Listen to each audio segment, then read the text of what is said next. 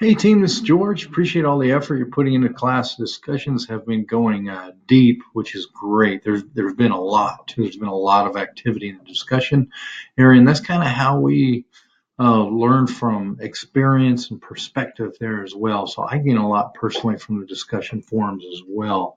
So appreciate that effort that you're putting into it. So let's jump into level 3, the behaviors.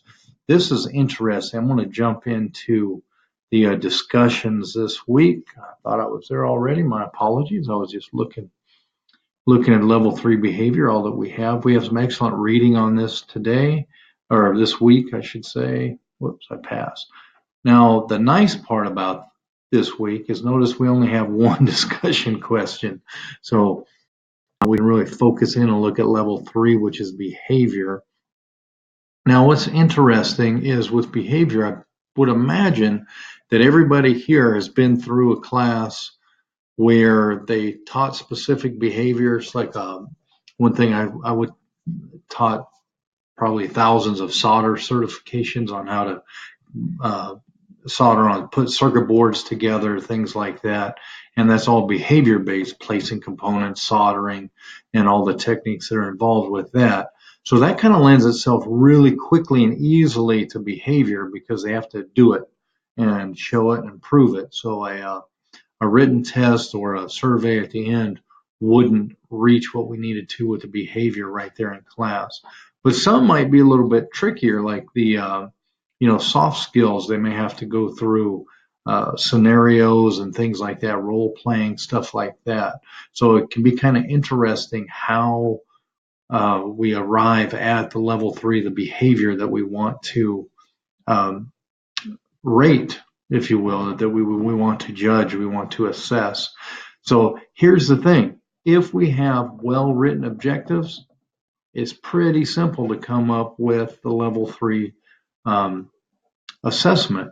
If we do not have well-written objectives, then it's very difficult to come up with level 3 assessment because we may not be sure exactly what we're assessing. So that's kind of where I want us to focus this week. Well, not the only focus, but as you are coming up with the level 3s, make sure that they map directly back to the objective, to the terminal objective. Because if they don't, and we've all probably been in that class where we have wondered why we're taking this assessment because nothing seemed to line up with what we did. So that can happen as well. But it seems very, people get a much better feel for the class when everything is aligned to the objectives, because as adults, as you know, with adult learning theory, we want to have a meaning within our learning, and that helps us to create that meaning within ourselves. So you're going to respond to these questions. What is included in evaluation for level 3 behavior? Why do you think it's important to evaluate behavior? And what are some ways you can think of evaluating behavior? So that was the third question, is kind of what I was talking about there as far as the different ways to evaluate behavior. And I'm interested to see, because we have some very interesting projects that are going on, some very interesting modules that we're looking at. So I'm curious to see how creative we are as a team, because from what I see, we're very creative.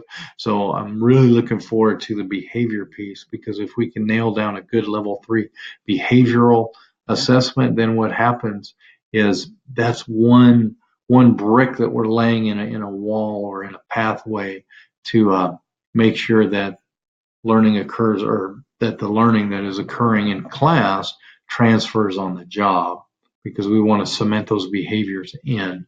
So looking forward to everyone this week. Our live session I had to move to Thursday. I almost forgot I'm bringing my son for his driver's test Tuesday at noon. So can't miss that. So if I miss that, that would be a horrific thing. So I appreciate anyone who can make it. I appreciate your flexibility with that. So have a fantastic week, and I look forward to seeing you on the discussion boards.